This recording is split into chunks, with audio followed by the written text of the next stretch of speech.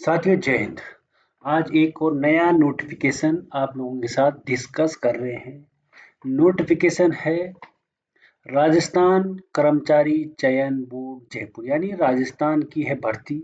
और भूतपूर्व सैनिकों के लिए इतनी वैकेंसी है कि अगर कोई भी राजस्थान का भूतपूर्व सैनिक इस भर्ती में नहीं हुआ तो फिर कोई फायदा नहीं है भूतपूर्व सैनिक की रिजर्वेशन लेने का। अगर आपने बाहर नौकरी करनी है प्राइवेट में, गुजरात यहाँ वहाँ, उससे अच्छा आप थोड़ा पढ़ेंगे तो यहाँ अगर मैं आपको वैकेंसी दिखाऊंगा, खाली मैं आपको वैकेंसी ही दिखाऊंगा कहाँ कहाँ वैकेंसी है, तो आप बोलोगे कि हाँ यार, यहाँ पर जॉब करने का मजा ही कुछ और है। तो मैं शुरू करता हूँ बिना किसी देरी के, सीधा जाऊँगा वैकेंसी पे, सीधा जाऊँगा ऑनलाइन अप्लाई पे, और आप फॉर्म भर दीजिएगा। ठीक है? बिना किसी देरी के, बिना किसी झंझट के। और अगर आप चैनल पर पहली बार हैं तो लाइक, शेयर और सब्सक्राइब ज़रूर कीजिएगा। ये है राजस्थान का।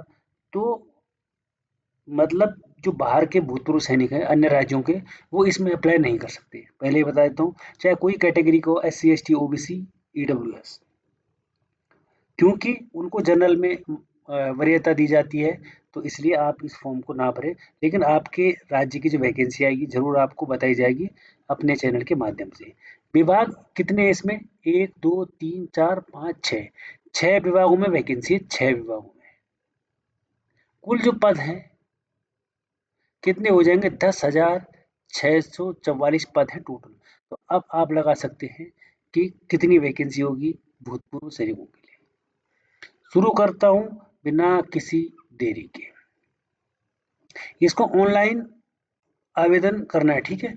ऑनलाइन करने की प्रक्रिया, अगर आप राजस्थान के हैं तो ये जो पोर्टल है sso.rajasthan.government.in से लॉगिन करके आप इससे भर सकते हैं। चाहे आप, सबसे पहले आपको OTR कराना पड़ेगा, वन टाइम रजिस्ट्रेशन करवाना पड़ेगा।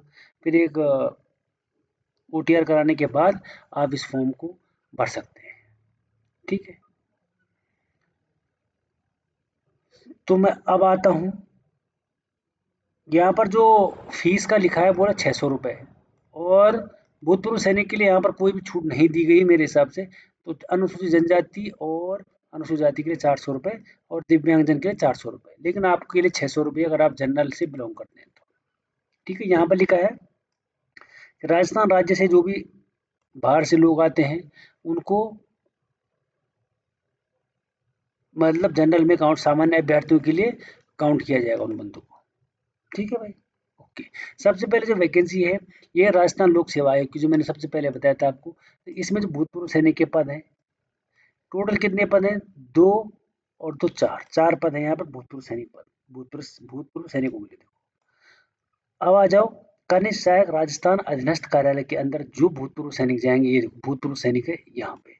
जनरल के लिए 514 वैकेंसी है, SC के लिए 154 वैकेंसी है, ST के लिए 117, OBC के लिए 97, और MBC के लिए यहाँ पर जो वैकेंसी है वो हो जाएगी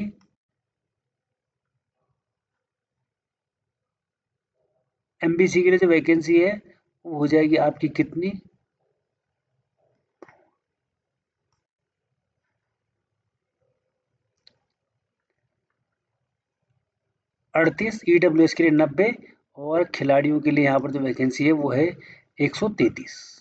ठीक है? ये है अधीनस्थ विभाग कार्यालय में कनिष्ठ सहायक।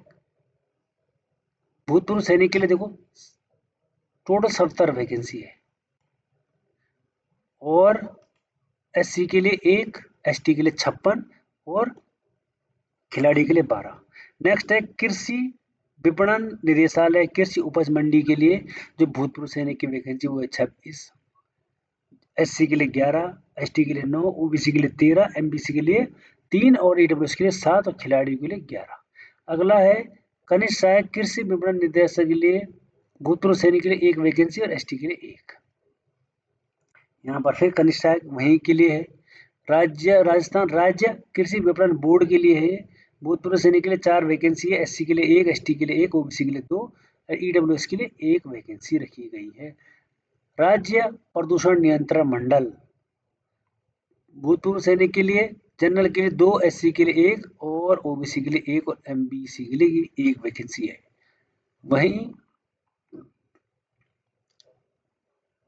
माध्यमिक शिक्षा बोर्ड राजस्थान, अच्छी नौकरी है। जनरल के लिए 4 वैकेंसी है, SC के लिए 1, ST के लिए 1 और OBC के लिए 1, EWS के लिए 1 और खिलाड़ी के लिए 1 वैकेंसी यहाँ पर रखी गई है। तो वैकेंसी कम नहीं है, पदों की संख्या है जो परीक्षा परिणाम से पूर्व तक कमियां बढ़ाई जा सकती है। ठीक है, अच्छा, अभी आगे क्या बताना है?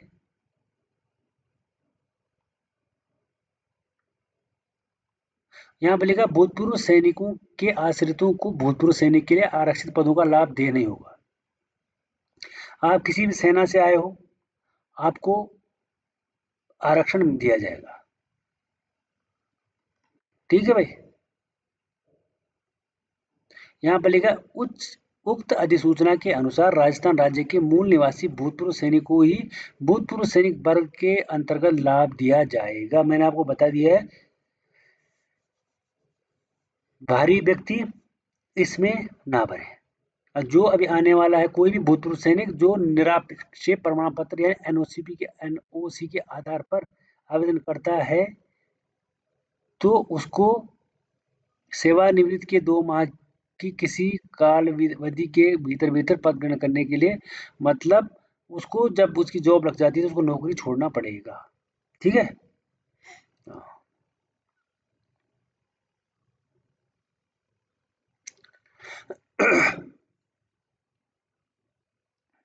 बाकी